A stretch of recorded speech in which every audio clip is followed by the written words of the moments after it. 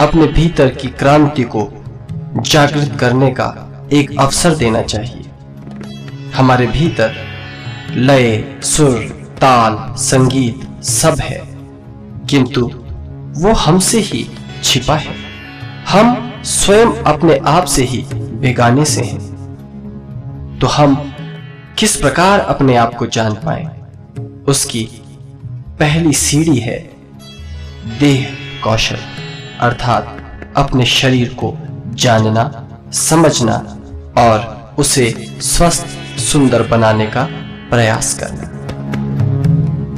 प्राचीन ऋषि परंपरा में प्रत्येक साधक के लिए इसीलिए योगाभ्यास नितांत अनिवार्य था, क्योंकि देह का हृष्ट पुष्ट होना, मस्तिष्क के तंतुओं का हृष्ट पुष्ट होना चेतना को अनंत बनाने में सहायक होता है।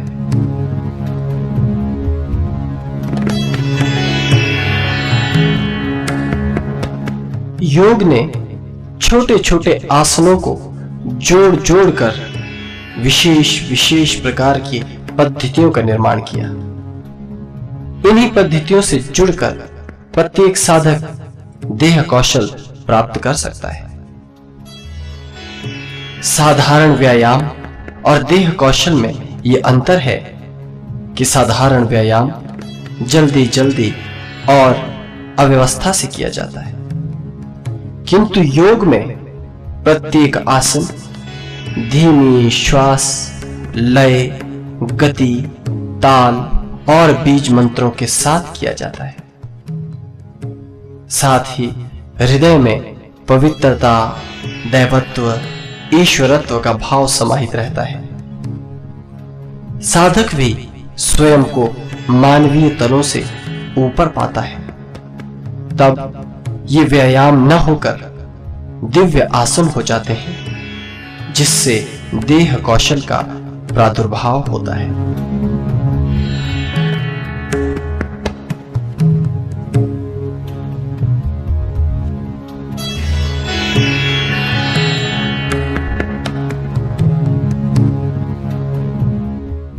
आप जहां भी रहें, अपने आप को देह कौशल से जोड़े रखें।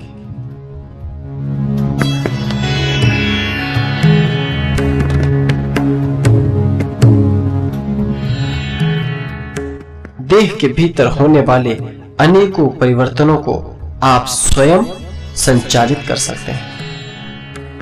आप धारणा के माध्यम से, इच्छा शक्ति के माध्यम से, संकल्प के माध्यम से और सूक्ष्म व्यायामों, योगासनों तथा अलग अलग परंपराओं के माध्यम से अपने भीतर के विकास को स्वयं प्रभावित कर सकते हैं।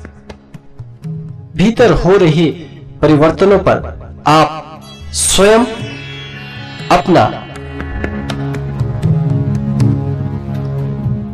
प्रभुत्व स्थापित कर सकते हैं।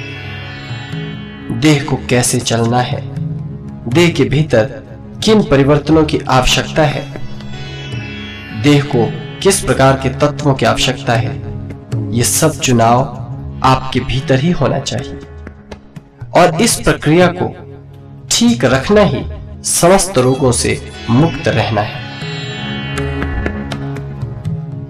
बहुत से रोग हमें सिर्फ इसलिए ग्रसित करते हैं क्योंकि हम उन्हें अपने भीतर आने का अवसर प्रदान करते हैं।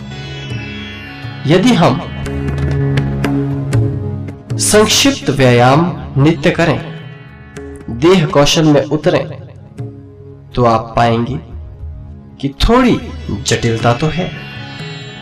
शरीर के साथ कुछ जबरदस्ती भी करनी ही पड़ेगी। इसके लिए आलस्य, प्रमाद का त्याग भी करना होगा। किंतु यही परंपरा आपको दिव्य और रोग मुक्त बना देती है।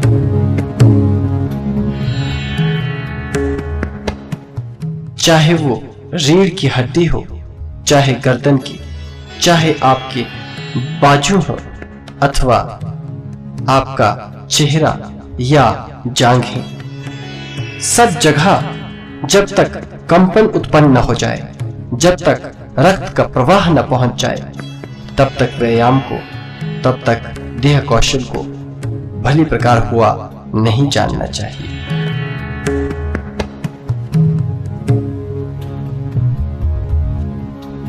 देह कौशल में श्वास की गति अत्यंत महत्वपूर्ण है। हमें बहुत सहज गति से धीरे धीरे श्वास को लेना और छोड़ना होता है। हम किस प्रकार श्वास के लय को समझें, ये अभ्यास गुरु के सानिध्य में करना चाहिए।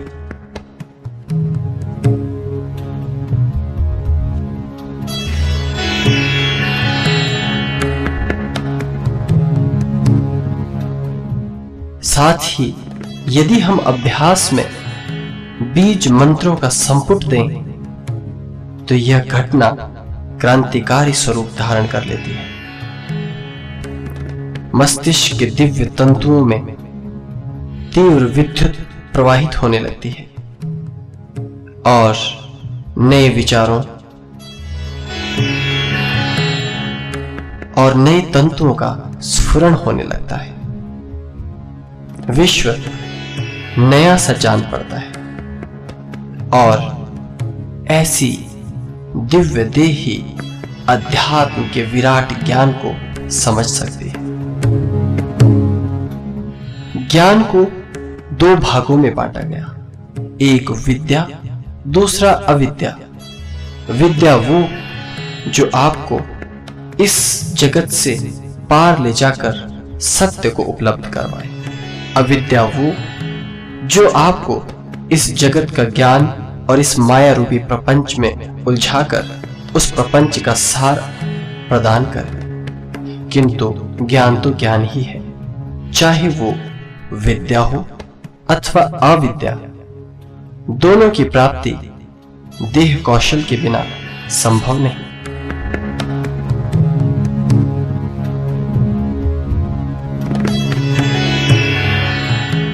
किसी भी प्रकार के तप, साधना, मंत्र जप, हठ योग,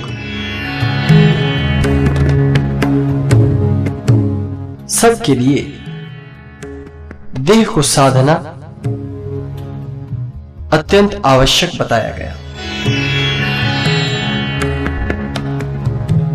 शास्त्रों ने तो यहां तक कहा कि मनुष्य देह करोड़ों योनियों के पश्चात प्राप्त होती है।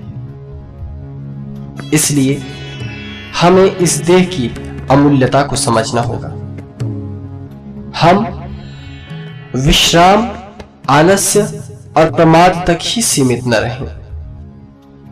इससे मानव जाति का अनिष्ट होने की संभावना है, क्योंकि मानव जितना कर्मठ, जितना कर्मशील होगा, जितना पवित्र, जितना दिव्य होगा, उसके भीतर वो परिवर्तन स्थायी होते चले जाएंगे।